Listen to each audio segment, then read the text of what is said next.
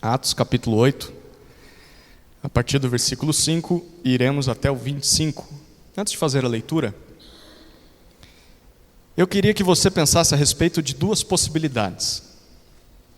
Seria possível alguém conhecer partes da palavra de Deus, partes muito importantes, estudar essas partes, até decorar partes da palavra de Deus, e ainda assim, mesmo conhecedor da Escritura, ser impressionado ou ser enganado por um falso mestre? Seria possível conhecer a Bíblia ou partes da Bíblia e com o tempo se permitir ser iludido, enganado por um falso mestre e seus falsos ensinos? Primeira possibilidade. Segunda possibilidade, seria possível alguém abraçar a fé, dizer que creu em Jesus, ser batizado, se unir a uma igreja, se reunir com ela domingo após domingo, semana após semana, e ainda assim ser um descrente? Seria possível? Como é que nós diferenciamos o verdadeiro evangelho de um falso ensino? Como é que nós reconhecemos um verdadeiro pregador do evangelho de um falso mestre? Como reconhecer a diferença? Como identificar um crente verdadeiro? Alguém que verdadeiramente crê no evangelho de Jesus? Como é que eu sei que eu sou um crente verdadeiro? É sobre isso que esse texto fala, e fala sobre mais algumas outras coisinhas. Essa narrativa de Atos, capítulo 8, a partir do versículo 5, apresenta uma comparação para nós. É uma comparação entre um povo que creu verdadeiramente no Evangelho, e a gente vê o que acontece na vida deles. E essa comparação é entre esse povo e um homem que parece ter crido. Parece. Ele inclusive foi até batizado. No início estava tudo muito bem, mas com o tempo ele demonstrou ainda ser um incrédulo, um descrente. Lucas, que é o autor de Atos, ele conta essa história para nós através de 4 cenas, 4 partes. Na primeira cena nós vemos a pregação, versículos 5 a 8. Segunda cena, a aceitação dessa pregação, 9 a 13. Terceira cena, confirmação, versículos 14 a 17. E por fim, a confrontação, versículos 18 a 25. Eu vou repetir aos pouquinhos, então você não precisa ficar desesperado para anotar. Enquanto nós vamos observando essas 4 cenas, eu quero que você responda para si mesmo: quem eu sou nessa história? Eu sou o verdadeiro crente? Ou eu sou um falso crente, que acha que é crente? Primeira cena, pregação. Versículos 5 a 8.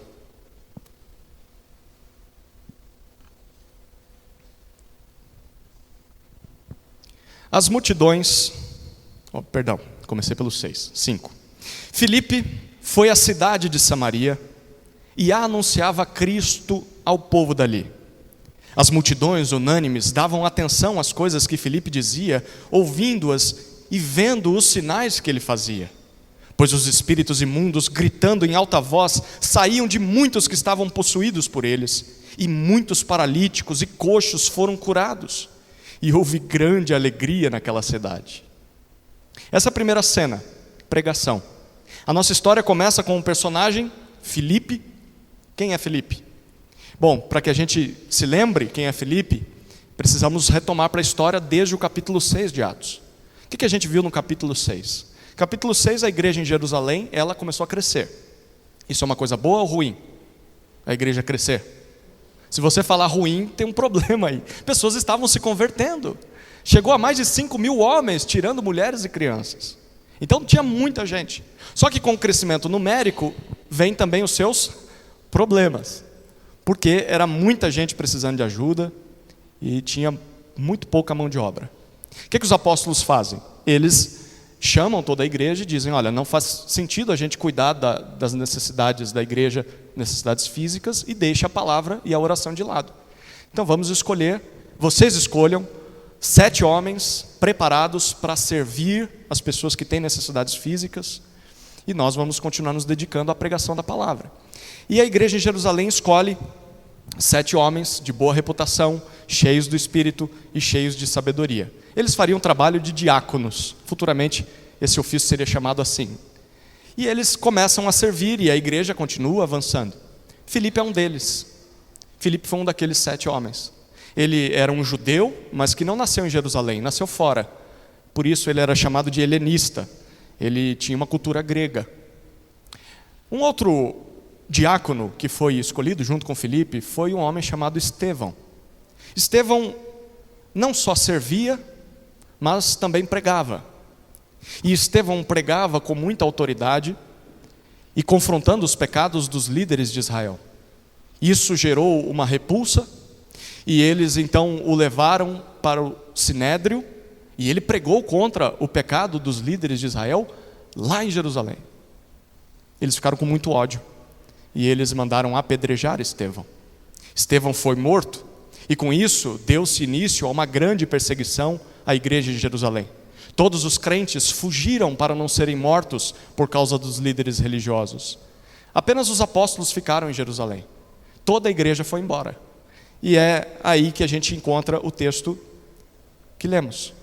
O versículo 5 conta que, ou melhor, o versículo 4 do capítulo 8, olha que interessante. Enquanto isso, os que foram dispersos iam por toda a parte pregando a palavra. A turma foi expulsa de Jerusalém, mas eles não deixaram de ser crentes. Onde quer que eles chegassem, eles falavam de Jesus. No final das contas, a perseguição foi pior para os judeus, porque fez com que a mensagem de Jesus se espalhasse. E Filipe não foi diferente. O versículo 5 diz para nós que Filipe vai à cidade de Samaria e ele prega sobre Cristo aos samaritanos. Repare, Filipe, como diácono, ele não só servia, mas também pregava.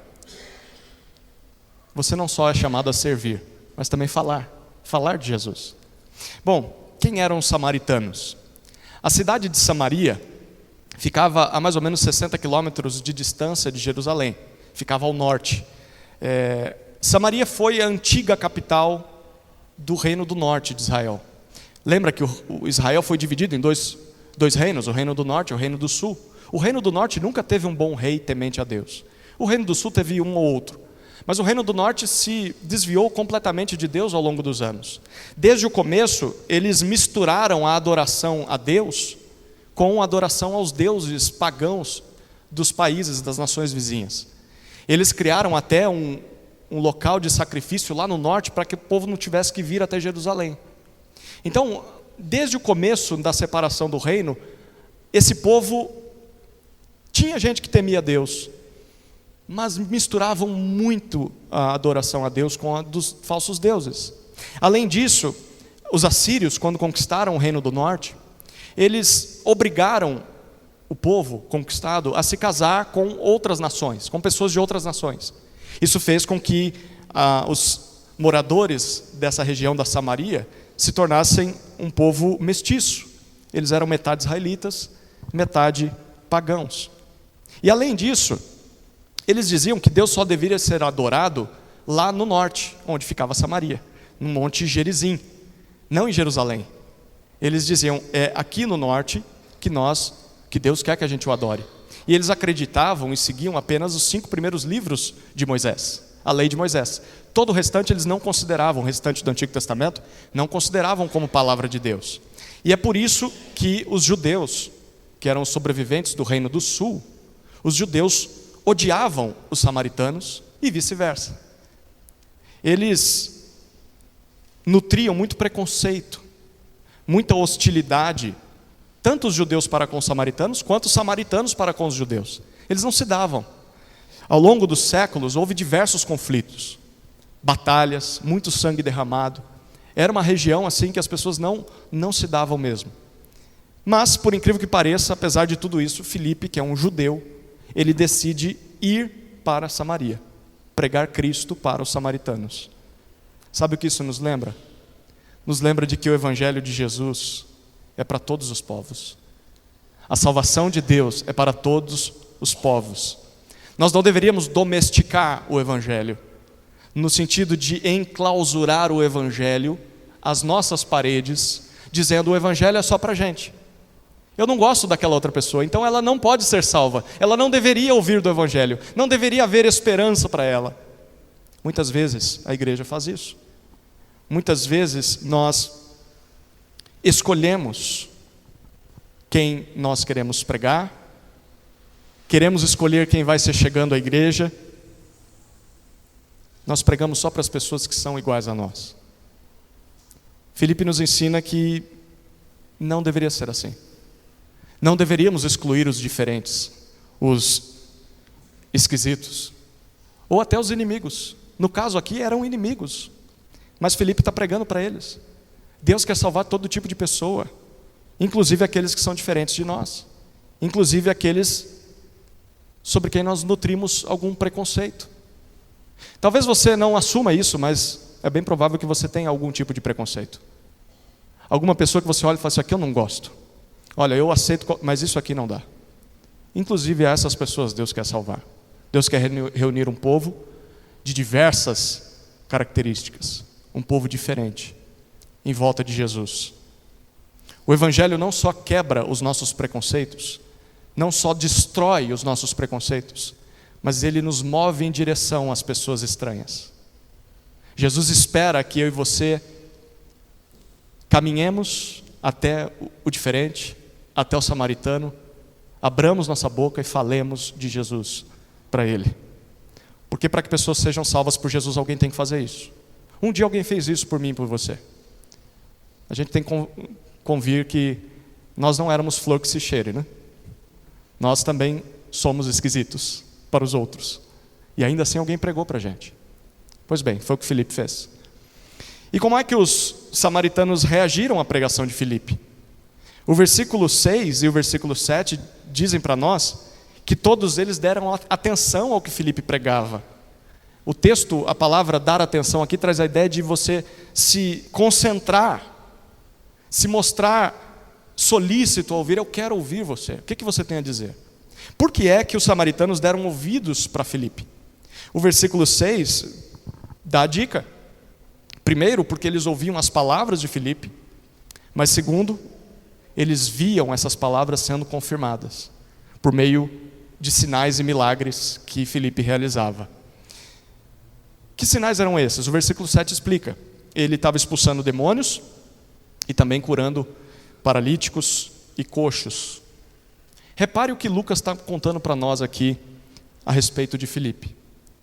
As multidões deram atenção a Filipe não só pelo que ouviam da boca de Filipe. As multidões deram ouvido a Filipe principalmente pelo que elas viam na vida dele, pelos sinais que acompanhavam a sua pregação. As pessoas só vão dar atenção, ouvidos àquilo que nós falamos sobre Jesus, se elas virem em nossas vidas essas palavras fazendo diferença. Não é assim? A gente fala, mas a nossa vida, será que está de acordo com aquilo que a gente fala? No nosso caso, talvez nós não vamos fazer milagres como Filipe fazia. Nós não vamos curar pessoas, não sei, Deus pode fazer isso. Mas, talvez no nosso caso, isso signifique simplesmente uma vida transformada. Eu prego e a minha vida está sendo transformada. Signifique a busca por santidade. Eu quero ser mais parecido com Jesus e as pessoas vão ver isso. Eu luto contra o meu pecado. Talvez para a nossa vida isso vai se aplicar em humildade. Alguém que era arrogante, que queria ter o controle de tudo, agora é alguém humilde que serve as pessoas. O que foi que mudou sua vida? Foi Jesus. Para nós talvez vai ser uma vida de amor, sabedoria que vem do alto. Enfim, de que adianta nós pregarmos o Evangelho com a boca se as nossas atitudes negam aquilo que a gente está falando? Filipe nos ensina isso. E o que tudo isso provocou naquela cidade é o que a gente vê no versículo 8. O versículo 8 diz que houve grande alegria na cidade. É isso o que o Evangelho produz na vida daqueles que creem. Grande alegria. É por isso que é muito estranho alguém dizer que crê no Evangelho, mas você se aproxima um pouco mais da vida dessa pessoa, é uma vida triste, é uma vida de muitos lamentos, é uma vida assim azeda, sabe? Parece que foi um crente batizado no limão, né? Nossa, é um clima tenso sempre estar perto da pessoa. Você não vê um sorriso, você não vê uma expressão de gratidão, é sempre aquela cara sisuda, carrancuda. Não parece que há alegria, parece que é um fardo, um peso seguir a Jesus. Não parece que é isso que Lucas está narrando para nós. No Novo Testamento, quando você lê, todo aquele que ouve de Jesus e crê em Jesus, encontrou o maior tesouro dessa vida. E por encontrar o maior tesouro dessa vida, vai ter em seu coração grande alegria. Não significa que nunca vai chorar, não vai ter tristezas, mas essa alegria de conhecer o Salvador e de estar indo, caminhando para encontrá-lo na eternidade, preenche o seu coração. Não tem como conhecer a Jesus e não se alegrar. Essa é a primeira cena, a pregação de Filipe. Vamos para a segunda cena. A segunda cena é a aceitação. Versículos 9 até 13. Acompanhe comigo a leitura.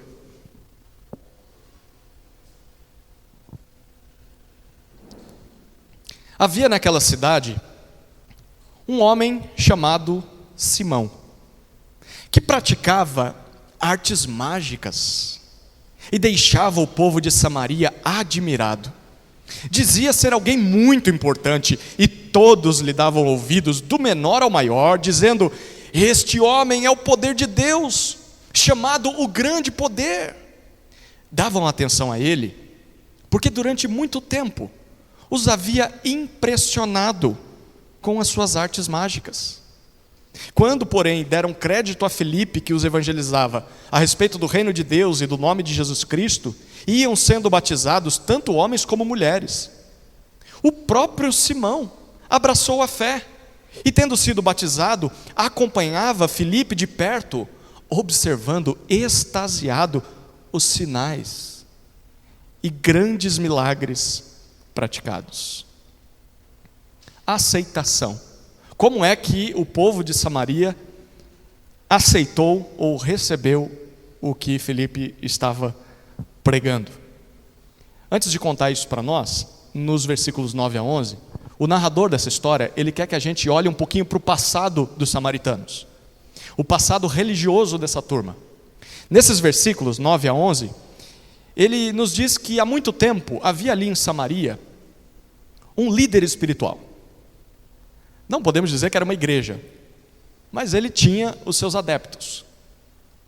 O texto diz que todos em Samaria o ouviam. Esse homem se chamava Simão. Simão é um mágico, um mago. Não é aquele que fica fazendo truques com cartas de baralho na televisão hoje. Naquela época, o mágico ou um mago era um feiticeiro, um bruxo. Era alguém que trabalhava com as artes das trevas. Nos nossos dias, um ocultista, alguém que não trabalha com as coisas de Deus, mas com as coisas do diabo. E Simão está ali. O texto diz que ele impressionava a todos na cidade. Por quê? O versículo 9 diz para nós: porque ele praticava artes mágicas e as pessoas ficavam encantadas com o que viam, mas, perceba, o próprio Simão afirmava que ele era alguém importante. É o pacote irresistível, né? Você tem alguém com uma boa eloquência, alguém que fala bonito, alguém que diz que é alguém importante, e aí você diz: ah, não sei não, viu? Eu já ouvi tanta gente falando que era importante, mas aí ele faz milagres. Ou melhor, ele faz magia, feitiçaria, e isso encantava as pessoas. E com esse discurso bonito, com as suas ilusões, os seus truques, Simão tinha as pessoas na mão. É por isso que o versículo 10 diz que todos em Samaria davam ouvidos a Simão e chamavam ele de o poder de Deus, o grande poder. Para os samaritanos, essa expressão aqui traz a ideia de que era como se Deus tivesse enviado um representante dele para a terra. É como se Simão fosse Deus em pessoa entre os samaritanos. Curioso, né? Esse texto aqui, se você tira desse contexto e coloca para os nossos dias, é a mesma coisa, não é? Não é de hoje que falsos mestres enganem pessoas em nome de Deus, dizendo ser alguém importante, dizendo ser alguém que veio da parte de Deus, que teve uma revelação, que teve um sonho, uma visão, que foi o inferno, viu tudo que estava acontecendo lá, voltou, devia ter ficado lá, né? Mas volta para contar como foi o inferno. Não é de hoje. E além de dizer que é alguém importante, tem um monte de falso mestre nos nossos dias que aceitam ser venerados como Deus. Só ligar a sua televisão. Um pastor que diz ser muito humilde. São tantos, né? Que dizem que estão fazendo tudo pelo povo, por Deus, mas as pessoas se dobram diante deles, beijam os seus pés, querem as suas toalhinhas com suor e pagam caro por isso.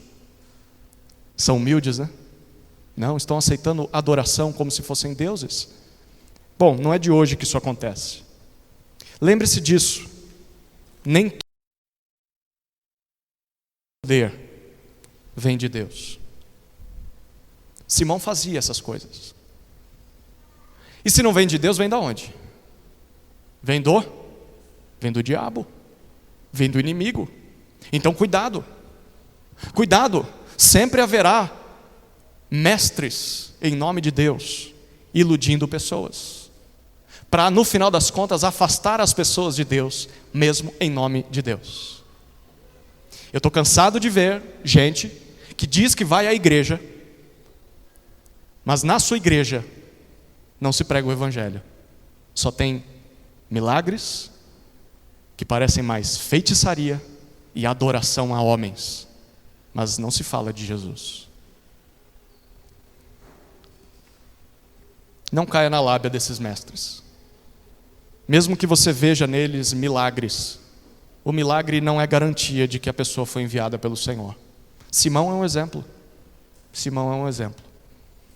Ao mesmo tempo, não é de hoje que multidões sejam seduzidas por esses mestres. Não é de hoje que existam falsos mestres, mas também não é de hoje que pessoas ouçam.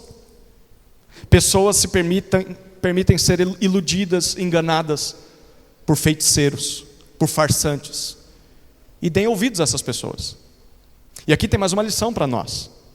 Não é só porque uma multidão segue um líder, segue um pregador ou segue uma religião, que isso signifique que eles estejam certos.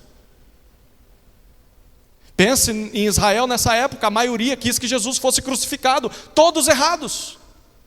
Mataram Estevão, todos errados. Não é só porque a maioria está fazendo algo que aquilo signifique o certo. Fazer parte de um grande movimento não é garantia nenhuma de que você está no caminho certo. Como dizia a mãe, né? Mas todo mundo vai, mas você não é todo mundo. Não é só porque a maioria está que você precisa estar. Cuidado. Tem um detalhe aqui. Os samaritanos, eles liam o Pentateuco. Eles conheciam os cinco primeiros livros da lei, os livros de Moisés. E ainda assim eles foram enganados por Simão por tanto tempo. Isso aqui é mais um alerta para nós. Você deve ler a sua Bíblia, deve conhecer a sua Bíblia, mas você tem que se certificar de que está realmente entendendo o que ela significa. Porque se você conhece partes da Bíblia, mas não entende o que isso significa, você pode cair no engano, na lábia de falsos mestres, e achar que está cumprindo a vontade de Deus, fazendo atrocidades. Enfim, nos versículos 12 e 13, nós vemos a resposta dos samaritanos. Agora, o narrador volta os olhos para o povo. No versículo 12, pela primeira vez, aquele povo viu sinais verdadeiros. Antes eram só falsos. Era Simão, fazendo uma mixaria de sinal. Agora chegam sinais vindas da parte de Deus. E não só isso, o versículo 12 diz que com os sinais, eles ouviam o evangelho do reino de Deus e do nome de Jesus Cristo. Filipe pregou o evangelho para eles. E quando eles ouviram a verdade, os olhos, os ouvidos, os corações foram abertos finalmente. e eles deram crédito para aquilo que Filipe falava. Eles creram. Eles depositaram a sua confiança no que Filipe dizia. O resultado, o versículo 12 diz, eles foram batizados, tanto homens quanto mulheres. Você percebeu isso? A fé no Evangelho levou as pessoas a serem batizadas. Se você crê em Jesus, você precisa ser batizado. E isso é para todos. É para aqueles que são os mais respeitados em uma sociedade, naquela época eram os homens. Mas também é para aqueles que são mais desprezados, no caso, na época, eram as mulheres. Em outras palavras, a vontade de Deus para as pessoas que creem em Jesus, sejam importantes, poderosas para esse mundo ou não, a vontade dele é sempre a mesma: que todos passem pelo batismo. Creia no Evangelho e seja batizado. É o que Jesus espera de quem crê. O versículo 13 é incomum, porque a gente vê que o próprio Simão responde à pregação de Filipe. O que era de se esperar de alguém como Simão? Para pensar aqui. Você, por tantos anos, ganhou a vida iludindo uma cidade inteira com uma mentira. Você não é o grande poder de Deus, você sabe. Você sabe que os seus poderes não vêm de Deus. Mas você diz isso para as pessoas acreditam. E elas vão te sustentando. Você tem fama, você tem status, você tem poder naquela cidade, você tem influência. Qualquer ordem ou comando as pessoas vão fazer porque elas acreditam ser a vontade de Deus. Mas da noite para o dia, Filipe entra na cidade e toma o lugar de Simão, o lugar de autoridade, de influência. O que a gente esperaria normalmente que acontecesse aqui? Que Simão se colocasse contra Filipe, que Simão inventasse alguma mentira, alguma coisa para atacar a honra de Filipe, fazer com que o povo não ouvisse Filipe, mas o texto diz que não. Ao que parece, o próprio Simão, diz o texto, ele abraçou a fé, diz que creu. O próprio Simão foi batizado. E o texto, o versículo 13, diz que não só isso, mas ele passou a acompanhar Filipe de perto. Ele está maravilhado com os grandes milagres que Filipe realizava. Aqui é o momento de você acender uma... Lembra da anteninha de vinil do Chapolin Colorado? Espera aí, tem coisa errada aqui. Tem uma coisa estranha. Há alguns minutos atrás, esse homem aqui, ele era um mágico, um feiticeiro. Mas agora, ele disse que creu em Jesus, né? Ah, creu. Mas, o que será que demonstraria a sua verdadeira conversão? Interesse em Jesus. Quero saber mais sobre Jesus. Eu estava enganado, eu enganava o povo. Eu preciso pedir perdão para esse povo por tanta coisa errada que eu disse e fiz. Mas o versículo 13 diz que o que deixava ele maravilhado, extasiado, não era a pregação, mas eram os milagres. Os milagres chamavam a atenção de Simão. Ele não acreditava no que via. Cuidado com isso. Cuidado com isso.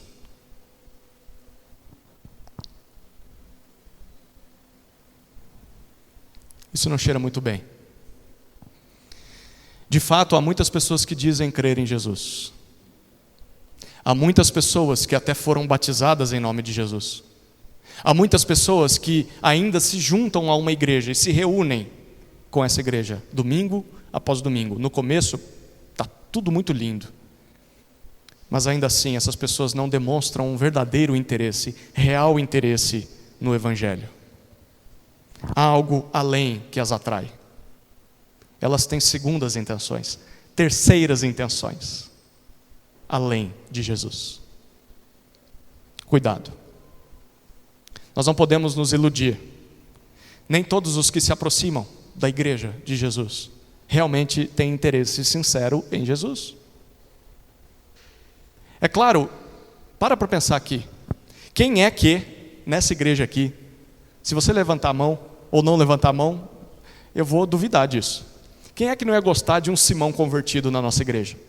Imagina isso. A gente começou a pregar o Evangelho e aí o líder religioso mais respeitado de Atibaia que mexe com o ocultismo, se converte. Esse homem tem dinheiro, esse homem tem poder, tem status, tem fama. Quem não gostaria que esse homem se convertesse? Que baita testemunho do que o evangelho pode fazer. Seria festa na cidade por esse homem estar sendo batizado. A igreja ficaria super feliz, não ficaria? Sim, seria muito legal se realmente ele tivesse se convertido. Quantas pessoas não viriam juntas? Elas seguiam esse líder, agora ele diz que Jesus é o verdadeiro líder. As pessoas iriam se converter a Jesus também. Cuidado. Espere pelo teste do tempo. Observe bem a vida desse homem. Observe bem a vida dessa pessoa. Nós devemos ir com calma. Principalmente em dar cargos de liderança para pessoas que chegam. Pessoas que foram líderes de seitas, de religiões, de ocultismo, se convertem. Calma, vamos com calma. Observa bem a vida dessa pessoa, acompanhe essa pessoa, discipule essa pessoa, treine essa pessoa. Não coloque ela à frente sem averiguar se de fato ela creu genuinamente. É plenamente possível que pessoas enganosas e enganadas se juntem à igreja. E a gente olhe elas e elas se passam por crentes. Aparentemente é um crente como a gente. Deixa eu dizer, talvez você seja uma dessas pessoas. Talvez você esteja aqui por qualquer interesse que não seja Jesus. Talvez até interesses legítimos. Mas você não ama Jesus mesmo tanto quanto deveria. Está aqui por outros motivos. Como é que eu posso saber se eu sou esse ou não? Bom, a Bíblia diz que isso não dura muito tempo. Chega uma hora em que a pessoa não consegue mais enganar. Chega uma hora em que seguir a Jesus vai custar caro para ela, e ela vai dizer, quer saber? Eu não quero esse negócio para mim. Uma hora ou outra as garrinhas vão ser colocadas para fora. E aí a gente vai saber muito claramente quem essas pessoas são, quais são as suas intenções. Não dá para fingir ser crente por muito tempo, não é? Gente, ser crente dá trabalho, né? Seguir a Jesus dá muito trabalho. Fingir isso aqui é muito difícil. Uma hora ou outra aparece. Terceira cena, chegamos à confirmação. Confirmação. Versículos 14 até 17. Acompanhe comigo a leitura.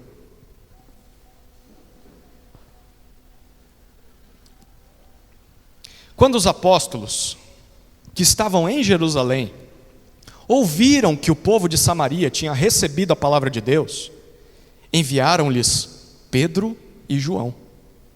Chegando ali, oraram por eles para que recebessem o Espírito Santo, pois o Espírito ainda não havia descido sobre nenhum deles. Tinham apenas sido batizados em nome do Senhor Jesus. Então lhes impuseram as mãos e eles receberam o Espírito Santo. Agora Lucas, no versículo 14, volta os nossos olhos para Jerusalém. Ele aperta uma pause ali em Samaria e fala, olha, veja o que está acontecendo em Jerusalém. A notícia chega aos ouvidos dos apóstolos, só eles ficaram lá em Jerusalém. E a notícia é, os samaritanos creram. Espera aí, que história é essa?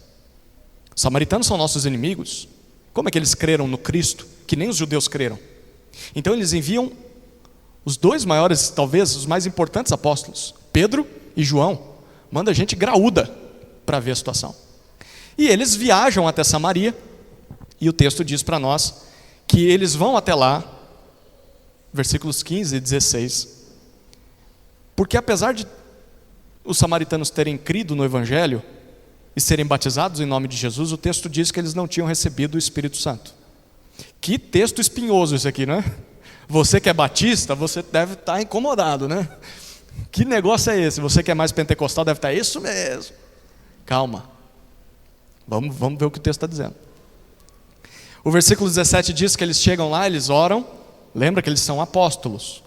São representantes autorizados de Cristo. Eles impõem as mãos sobre aquelas pessoas e elas recebem o Espírito Santo. Agora é a hora então de você falar, eu preciso de mais explicação, porque está esquisito. Vamos com calma. Será que esse texto aqui significa que a tese de nossos irmãos pentecostais de que crer em Jesus e ser batizado com o Espírito são dois eventos diferentes? Será que isso confirma essa tese? Será que crer em Jesus e receber o Espírito, a segunda bênção, são validados por esse texto? É isso que esse texto está dizendo? Vamos com calma. Todo texto bíblico está dentro de um contexto. São 3 regras para você interpretar qualquer texto: contexto, contexto, contexto. Pegou as 3 regras? Contexto, contexto e contexto. Antes de mais nada, a gente precisa lembrar que Atos é um livro histórico. O que esse livro está fazendo? Ele está nos contando o que aconteceu nos primeiros anos da igreja. O que isso significa? Significa que nós estamos diante de um livro descritivo, um livro que nos descreve o que aconteceu. É diferente de um livro normativo, que nos diz e ordena coisas que devem ser repetidas por nós, que devem ser feitas novamente, que devem acontecer novamente. Atos não é um livro normativo que diz que tudo que está aqui tem que ser repetido. Ele é um livro descritivo. Ele está dizendo, foi assim que aconteceu, ponto final. Então, não é só porque algo está narrado em Atos que significa que Deus quer repetir cada detalhe nas nossas vidas. Um bom exemplo está em Estevão. Estevão pregou e foi apedrejado. Qual foi a última vez que você foi apedrejado por ter pregado? Bom, então tinha que se repetir. Não, não é isso que Atos está aqui para fazer. O Espírito Santo desceu aos samaritanos só depois da oração e imposição de mãos dos apóstolos. Isso não significa que essa história tem que acontecer de novo hoje. Até porque nós não temos mais os apóstolos, não é? Ou temos? Bom, esses que estão por aí não são apóstolos. Apóstolos, segundo o próprio apóstolo Paulo, são aqueles que viram Jesus ressurreto. Os 12 e Paulo, como um nascido fora de tempo. Então, se a gente já não tem mais os apóstolos, como é que a gente vai repetir esse texto aqui? Porque foi por imposição de mãos dos apóstolos, não do pastor, dos apóstolos. Essa é a primeira coisa. Nós estamos diante de uma história que aconteceu, não necessita necessariamente que se repita. A segunda informação que nos ajuda a entender esse texto é algo que nós falamos lá no começo da exposição de Atos. Talvez você não estava aqui naquela época, mas a gente vai voltar para lá. Atos capítulo 1, versículo 8. Volte lá rapidamente. Atos capítulo 1, versículo 8.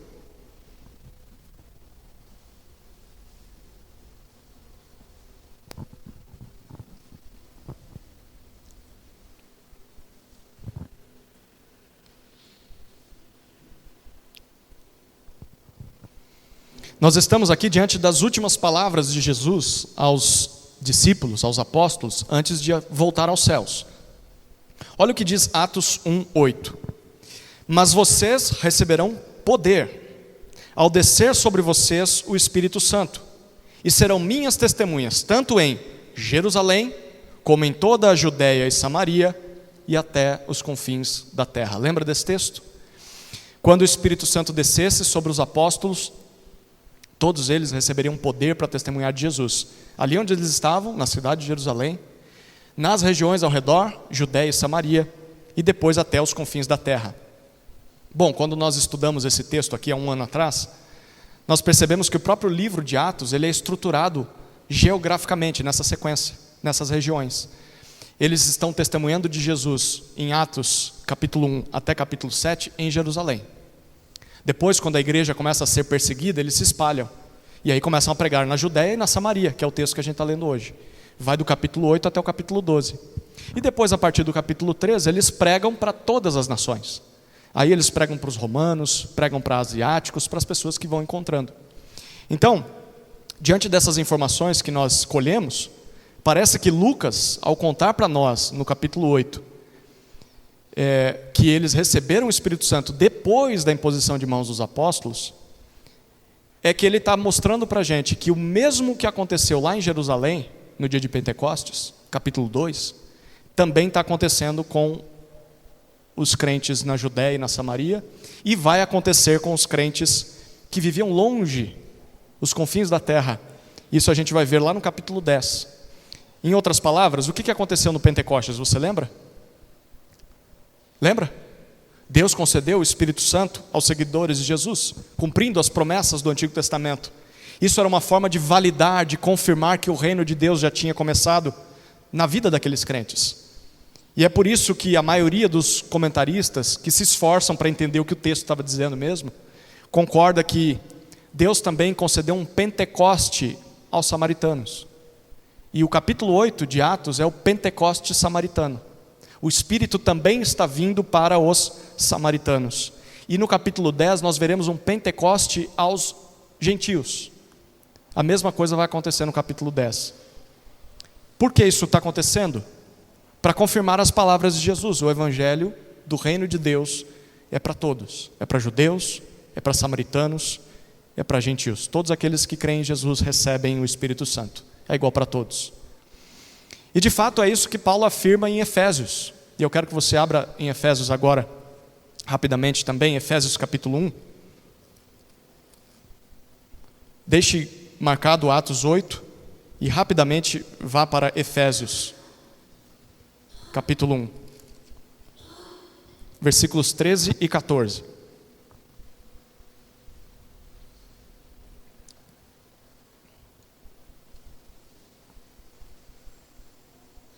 Efésios 1, 13 e 14. O apóstolo Paulo, ao escrever essa carta, nesses versículos ele está falando sobre Cristo. No versículo 12 ele falou sobre Cristo, termina falando sobre Cristo. No versículo 13, olha o que ele diz: nele, em Cristo, também vocês, depois que ouviram a palavra da verdade, o evangelho da salvação, tendo nele também crido, olha o que aconteceu, você ouviu o evangelho, você creu no evangelho, vocês receberam o selo do Espírito Santo da promessa. O Espírito é o penhor da nossa herança até o resgate da sua propriedade em louvor da sua glória. De acordo com o apóstolo Paulo, esse é o padrão normativo a todo crente no período após o livro de Atos. Todo aquele que ouve o Evangelho de Cristo e crê no Evangelho de Cristo recebe o selo, a marca do Espírito Santo que foi prometido no Antigo Testamento. É isso que nos garante que nós vamos viver para sempre no céu, é a garantia de Deus sobre nós. Em outras palavras, se você ouviu o Evangelho, se você creu no Evangelho, esse texto confirma, você já recebeu o Espírito Santo, ponto final.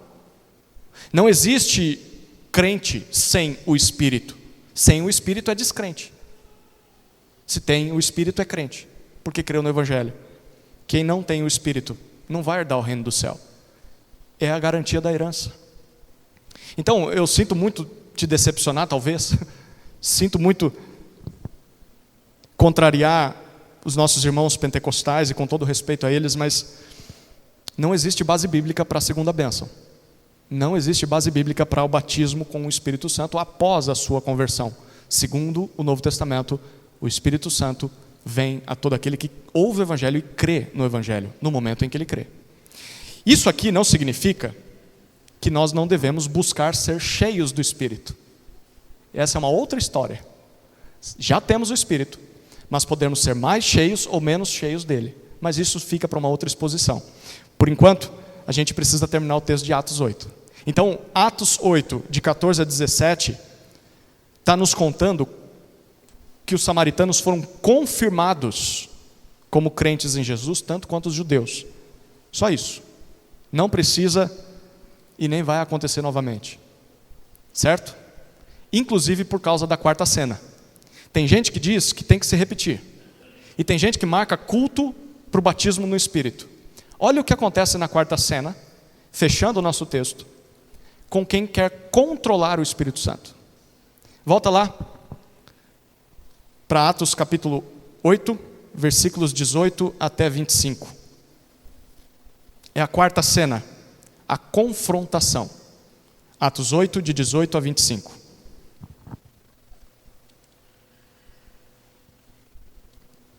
Quando Simão viu que pelo fato de os apóstolos imporem as mãos, era concedido o Espírito Santo, ofereceu-lhes dinheiro, dizendo: deem também a mim este poder, para que a pessoa sobre a qual eu impuser as mãos receba o Espírito Santo.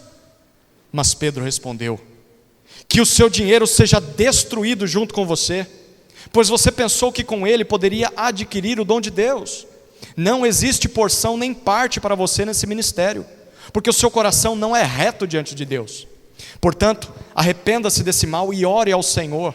Talvez Ele o perdoe por esse intento do seu coração, pois vejo que você está cheio de inveja e preso em sua maldade.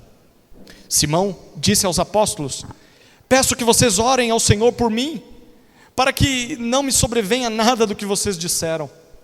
Eles, porém, tendo dado o seu testemunho e pregado a palavra do Senhor, voltaram para Jerusalém e evangelizavam muitas aldeias dos samaritanos. Perceba, essa é a quarta cena, confrontação. Nós voltamos para o personagem Simão. Simão creu, foi batizado, está seguindo Filipe de perto. E o que ele presencia? Ao vivo e a cores, a descida do Espírito sobre os samaritanos. Eles veem os apóstolos impondo as mãos e o povo recebendo o Espírito. O homem fica mais impressionado ainda. E o que ele diz? Gente, que poder, que autoridade é essa? Vocês simplesmente impõem as mãos sobre as pessoas, e as pessoas recebem o Espírito Santo. Isso é fantástico. Por favor, deem também esse tipo de poder para mim. Eu também quero fazer parte desse negócio. As pessoas já me amam, imagina se eu fizer isso. Elas já me idolatram, imagina se eu conceder o Espírito a quem me procurar. É claro, ele não está falando aqui, mas imagina quanto dinheiro ele não ia ganhar com isso. Então ele fala: quanto custa? Quanto custa para vocês me darem esse direito, esse poder? Diga para mim. O dinheiro não é problema para mim. Eu pago o que vocês quiserem. O que você faria no lugar dos apóstolos aqui? Ah, tem gente que negociaria, né? Quanto é que você tem aí? Só me mostra.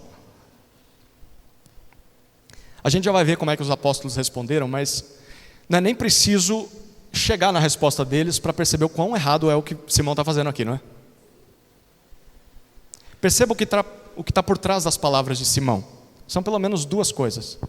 Primeiro, Simão em momento nenhum pede o Espírito. Simão quer apenas o poder de controlar o Espírito. Você percebeu isso? Tudo isso leva a gente a crer que a conversão de Simão não tenha sido sincera. Diferente dos outros samaritanos, ele não recebeu o Espírito. Mas isso não é problema para ele, porque ele não está muito interessado nas coisas de Jesus, lembra? Ele está interessado nos milagres, e ele vê aquilo como uma oportunidade de negócio. Ele quer ter poder sobre o Espírito, para conceder o Espírito a quem ele quiser.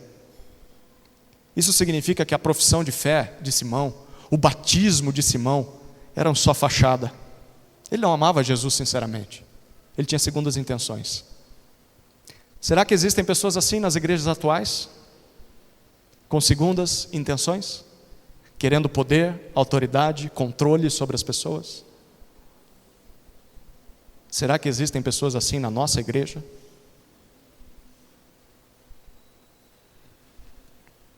Nunca duvide disso. Nunca duvide. Então, se você fica chocado com isso, se certifique de que você de fato ama Jesus, crê em Jesus, que você não é parecido com Simão. A primeira coisa que Simão não queria era o Espírito, ele queria poder. Mas as palavras de Simão revelam uma segunda intenção. Ele acha que o Espírito é comercializável. Ele acha que dá para oferecer dinheiro e comprar o poder do Espírito, controlar o Espírito com dinheiro. Pense comigo, esse homem estava acostumado com magia, com feitiçaria. Era uma coisa barata, sabe? Era magia de camelô. Ele fazia essas coisas, ele estava acostumado com as artes das trevas.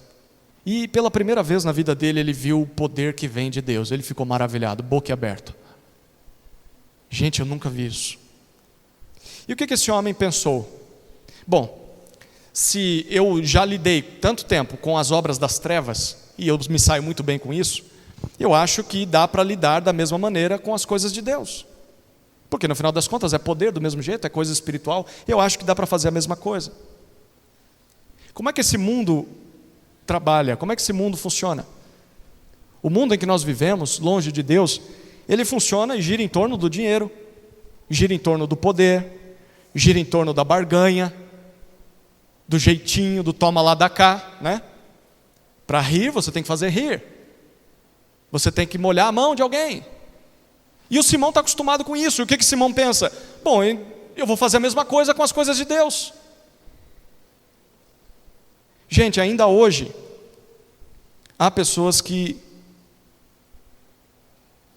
pensam que podem lidar com as coisas de Deus dessa forma. Há pessoas que passaram a vida acostumados com o jeito do mundo de resolver as coisas, com o jeito do diabo de resolver as coisas, e quando vêm para a igreja, acham que tudo pode ser resolvido na base da negociação. Tudo pode ser resolvido no jogo de poder, na barganha. A propósito, foi por causa dessa passagem aqui que se cunhou na história o termo simonia. Talvez você já ouviu falar dessa palavra. Simonia vem do nome Simão. O que é a simonia? A simonia não é nome para você pôr na sua filha, não. Não é uma boa palavra.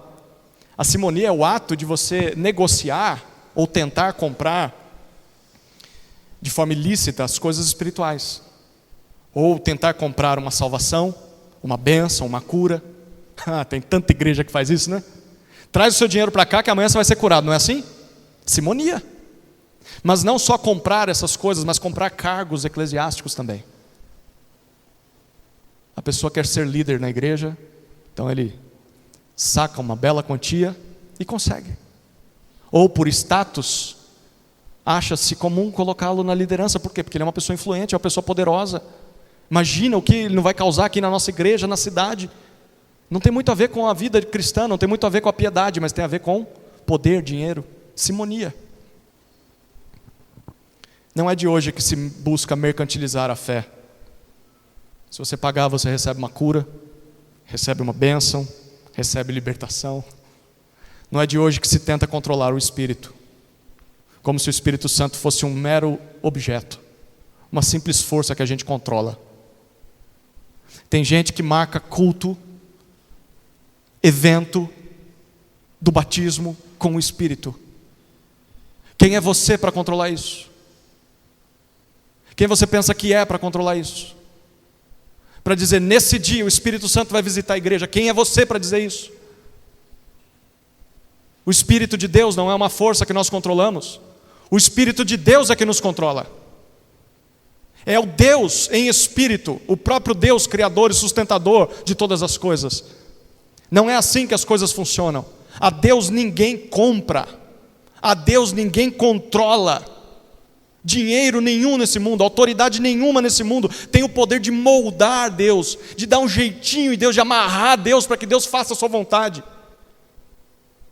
Deus faz o que quer, Deus faz o que quer, quando quer, Deus faz do jeito que Ele quer e Ele faz na vida de quem Ele quiser. A gente não controla isso, a gente só lida com as consequências.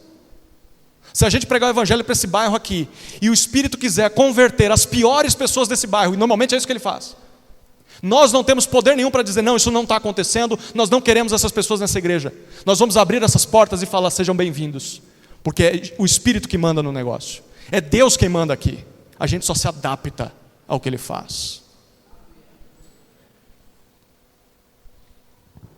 Como é que os apóstolos respondem à proposta de Simão? Versículos 20 a 23, a gente vê Pedro assumindo a palavra, ele sempre fez isso, né? E Pedro assume a palavra e ele diz basicamente o seguinte para Simão, versículo 20. Simão, pode ficar com o seu dinheiro, cara. O seu dinheiro não é bem-vindo. Na verdade, o dom de Deus não está à venda. Ainda mais para alguém como você. O versículo 20 diz, você tem um coração que não é reto, não é justo, não é sincero diante de Deus. É o que ele diz no 21. E mais, não tem espaço para você nesse ministério. Você não tem parte no apostolado. Ser apóstolo não é para qualquer um, não. Não é porque você vai pagar um alto valor que você vai se tornar apóstolo. Tem gente que hoje compra título, viu? Se você tiver muito dinheiro, você compra o título de bispo, de apóstolo. só é apóstolo os 12 e Paulo não tem mais. Todos os outros não passam de farsantes. Versículo 22, Pedro diz: sabe o que você devia fazer, Simão? Primeiro, você devia se arrepender, Simão. Se arrepender dos seus pecados. E segundo, você deveria orar ao Senhor, suplicando por perdão. Quem sabe, olha que interessante que ele diz no versículo 22, talvez Deus te perdoe. Nem Pedro tem o poder de afirmar isso. Eu não sei, é Deus quem dá essas coisas. É Deus quem perdoa alguém, ô Simão. E eu não posso controlar isso. Você devia fazer a sua parte, se arrependa e peça. É Deus quem vai responder ou não. Versículo 23, ele fala: porque o que eu estou vendo em você não é a vida de um crente verdadeiro, Simão. Eu estou vendo alguém cheio de inveja. Sabe o que está em você, Simão? Você perdeu seu posto de autoridade espiritual em Samaria. Você está com inveja, cara. Mas você não só está com inveja e quer retomar esse posto, mas você é alguém preso na sua maldade. É assim que termina o versículo 23. Você ainda é escravo dos seus pecados. Você está completamente cego. Duras palavras, não são? Pois bem, é isso que Deus pensa sobre aqueles que fingem ter se convertido. É isso que Deus pensa sobre aqueles que têm segundas intenções na igreja. É isso que Deus pensa sobre aqueles que acham que podem tirar alguma vantagem das coisas de Deus, que mercantilizam a fé, mercantilizam o evangelho em benefício próprio. Se você se enquadra em algum desses cenários aqui, o caminho para você é um só: se arrependa e ore ao Senhor. Se arrependa e ore ao Senhor. Clame por socorro. Você não creu de verdade. Você não tem um coração sincero diante de Deus. Você não é um convertido, você é apenas um convencido. Um dia te convenceram que você era crente e você acreditou nessa história. Você não ama Jesus mais do que a própria vida. Você talvez ama os ministérios que a igreja tem para oferecer. Você ama talvez a pregação, a música. Você ama estar nesse lugar. Você ama as pessoas que estão aqui. Você ama esse bairro. Você está nessa igreja porque não tem outra igreja. Mas se você não ama Jesus acima de todas as coisas, você nunca se converteu. Você está igual Simão. Como é que Simão responde às palavras pesadas de Pedro, versículo 24? Lembra que Pedro falou? Se arrependa e ore. É simples, não é? É só fazer essas duas coisas. O que ele faz? Nenhuma nem outra. O versículo 24 diz que ele pede para que Pedro ore em favor dele. Essa é mais uma amostra de que Simão não entendeu nada, né? Simão não vê Deus como um ser pessoal que quer se relacionar com ele. Simão não tem coragem de encarar a Deus. Simão não tem coragem de se humilhar diante de Deus, clamar por socorro. Por isso que ele está pedindo: Pedro, faz esse trabalho por mim. Pedro, interceda a Deus em meu favor. Gente, quantas não são as pessoas que fazem isso atualmente? Pessoas que simplesmente terceirizam sua vida espiritual. Elas não se relacionam com Deus, mas pedem que outros se relacionem em favor delas. Ora por mim. Você vai para o culto, ora por mim lá. Mas você não vai. Você não ora. Mas eu tenho que orar por você. Quantas não são as pessoas que jogam sobre os outros as suas responsabilidades? Simão deveria ter se arrependido, Simão deveria ter orado, mas ele não faz isso. Ele pede para que Pedro faça isso por ele. Pedro fala: meu filho, isso é com você. Inclusive o texto mostra que Pedro nem responde as palavras dele, né? Eles simplesmente viram as costas e vão embora de Samaria. Quantas não são as pessoas que não são capazes de se humilhar, de se arrepender, pedir perdão, querem as bênçãos de Deus, mas não querem o relacionamento com o Deus dessas bênçãos? Isso é sinal de descrença, é sinal de perdição. Será que isso te define? Você nunca assume as responsabilidades. Você não busca a Deus, você busca alguém que busque a Deus em seu lugar. Se isso te define, se arrependa. Ore pedindo perdão ao Senhor antes que seja tarde demais. Talvez Ele te perdoe. O texto termina com os apóstolos voltando para Jerusalém e eles evangelizam Eles pregam ali em Samaria e voltam em cada aldeia dos samaritanos pregando. Aprenderam com Filipe, né? Discípulos de Jesus são evangelistas por onde passam. É isso que eles estão fazendo. Onde eles passam, eles falam de Jesus. Muito bom, essa foi a quarta e última cena, confrontação. Deixa eu falar algumas últimas palavras aqui. O que a gente aprende principalmente nesse texto? Cinco coisas rápidas. A primeira é que a salvação de Deus é para todos os povos. Deus deseja salvar todo tipo de pessoa. Não só as pessoas que nós gostamos, mas em especial as que nós não gostamos. Nós devemos estar abertos a isso. Segundo, Deus salva o homem por meio da fé no Evangelho. E essa fé precisa ser genuína, sincera. Simão não teve esse tipo de fé. Terceira lição, Deus usa um pregador humano para anunciar a mensagem do Evangelho. Pense comigo, se Filipe nunca tivesse ido aos samaritanos, nada disso teria acontecido. Filipe decidiu ir lá. E quando ele chegou, ele pregou. Nós precisamos ir e pregar. Deus quer usar vasos de barro como eu e você, frágeis, limitados, pecadores. Deus quer usar a nossa vida para pregar. Deus usa, poderia usar o anjo. Poderia usar o próprio apóstolo aparecendo, mas não, ele usa pessoas como eu e você. E ele vai usar. Quarta lição, essa é importante para nós. Nem todos os que afirmam crer e se batizam são crentes de verdade. Isso é um perigo. É um perigo. Simão é um exemplo e isso continua acontecendo até hoje. Cuidado para você não ser um deles. Jesus disse que o trigo ia crescer junto com o joio. Não dá para tirar. Tem pastor que sofre, descabela. Tem gente lá que não parece crente na minha igreja. Deixa. Com o tempo eles vão dar dor de cabeça, vão mostrar que não são crentes, ou vão passar desapercebidos, mas não é tarefa sua. É tarefa dos anjos, no dia do juízo, separar os bodes das ovelhas. Não dá para evitar isso. A gente pode tomar precauções, né? Para que cada vez menos não crentes entrem na membresia da igreja. Mas se você é um desses, que um dia disse que creu, um dia se batizou, hoje é membro dessa igreja ou de alguma outra igreja, mas você olha sinceramente e fala, eu acho que eu não nasci de novo não, eu não tenho espírito, eu não amo a Jesus. Se arrependa, não seja um enganado. Quinta e última lição, o Espírito Santo não pode ser controlado ou mercantilizado. Deus concede o Espírito para quem Ele quer, e nós não controlamos isso. Simão queria comprar o poder do Espírito. O que Pedro falou? Não está à venda. Mas isso não significa que ele não tenha custado caro. Para que nós pudéssemos ter acesso ao perdão de Deus, para que nós pudéssemos receber o Espírito Santo de Deus, alguém teve que pagar o preço. Alguém teve de ser sacrificado. O próprio Filho de Deus. Jesus Cristo pagou o alto preço para que nós pudéssemos ser aceitos por Deus como filhos de Deus, fôssemos selados com o Espírito Santo. Nós sejamos gratos a Ele por isso.